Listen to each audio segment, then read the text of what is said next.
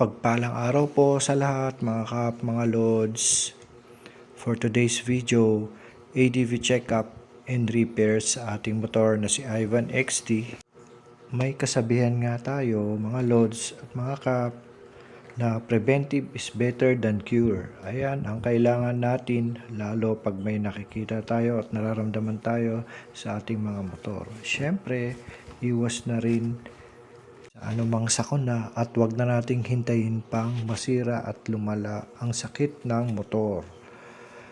At syempre para iwas sa aksidente at abala sa buhay. Napakahalaga ng ating mga motor dahil kasama na natin sa pang-araw-araw na hanap buhay. Mga kap, mga lods, disclaimer lang po. Ang lahat ng ito ay paalala at awareness lang po para makakuha ng idea at kaalaman sa lahat. Dito nga po pala ito sa Honda Walter Mart, Parañaque along San Pedro Street Crossing, Parañaque, Sucat Road. Mga kap, mga lods, question lang mga ka-ADV, meron na po ba kayo issue na tumagas ang water pump? At kung kailan po ba kayo nagpapalinis ng throttle body cleaning? Salamat po sa tugon.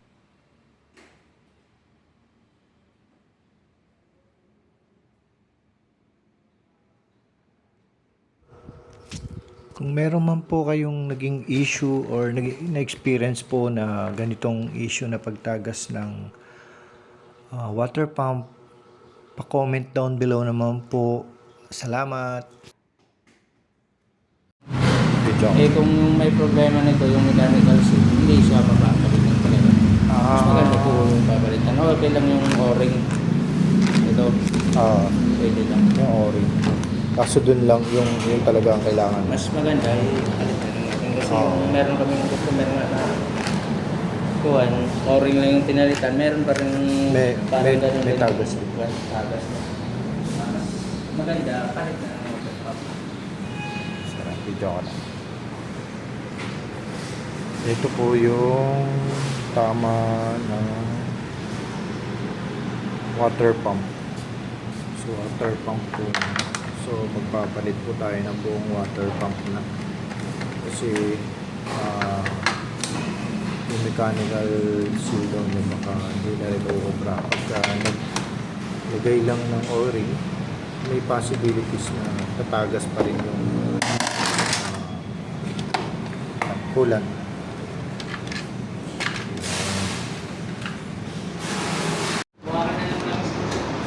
So mga cup loads, ito po yung papalitan na pyesa kay Ivan XD. So nagkaroon kasi ng problema dun sa kanyang water pump. Merong mga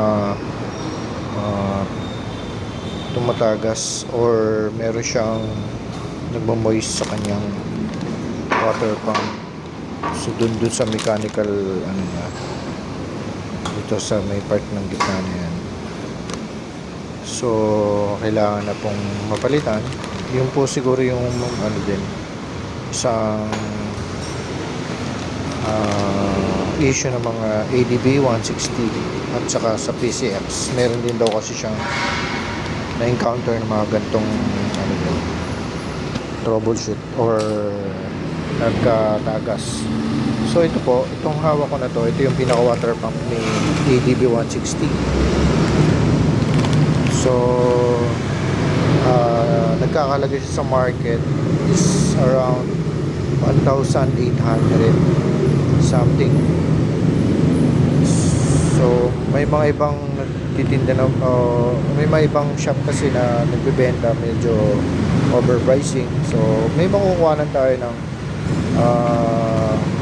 sakto lang naman doon sa price niya.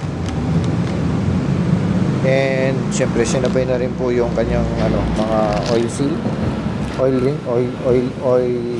o-ring. Yan. Ito po. So mura lang naman siya. Disclaimer lang po hindi tayo nagtitinda nito. Napakita ko lang. Yan. Ito po yung isa. Ito. Tapos yung isang bilog. So genuine parts naman siya. Made in Thailand. Linis yan, no? Lumis lang. Made in Thailand. Pero hindi ko na nangingitimpunan. Hindi ko na nangingitimpunan. Thailand. Ito, genuine parts din po siya. Galing din siya ng Honda. Yung mga bago sir, nakita ko mga luma na yung kulay. Yan, hello guys. Ito po siya ngayon. Ginagawa. Habit kayo mo eh. Actually, papasabay ko na rin yung kanyang throttle body cleaning. Para isang kalasan na lang po siya. So almost yung tinakbo naman na ni ADB ko is 25k. So sabi naman ni Sir Benjamin, okay naman na daw. Pwede na daw siya isabay i-throttle body cleaning para isang kalasan na lang po ng pairings. So yun. Kailangan natin palitan ulit yung Sana maging successful. Pag napalitan po yung water pump, maging okay na siya. Mawala na yung kanyang singaw. Bubuksan ba natin yan? Bubuksan natin? Guys, update ko na lang po kayo mamaya after na magawa siguro. Salamat. Thank you for watching. Ayun mga lods, mga kap. Ito na po yung throttle body. So, tinakalag na ni Sir Benjamin. So, ito po yung bandang throttle body nandito. So, mga ka-uploads, pa-comment down below naman if anong odo kayo nagpalinis or kung kailan pwedeng linisin na yung inyong throttle body. Sa akin nasa 25k na po siya lahat ng umabot. 25k odo na. So, advisable na po siyang linisin. Okay, salamat. Update ko po kayo ulit. Ayan na po mga loads, natanggal na yung kanyang throttle body. So, umpisa na pong malinisan.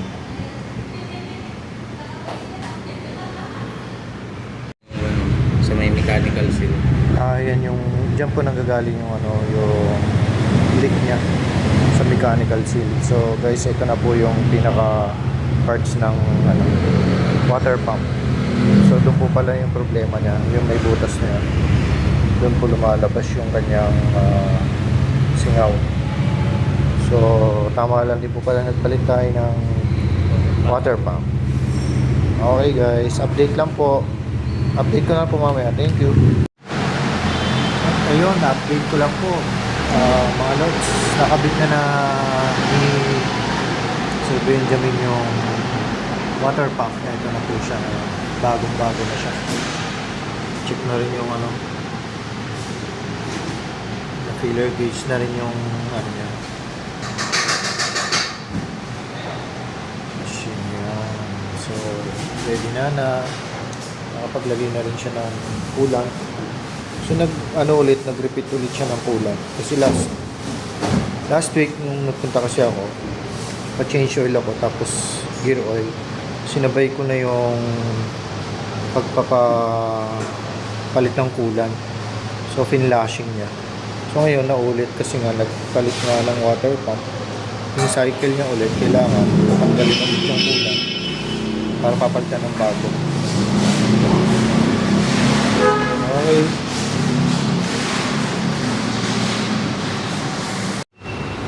Update tayo guys. Yan na po, nakabit na yung throttle body. Tsaka yung water pump niya. So, i-check na lang yung coolant. Lapit na po. Thank you.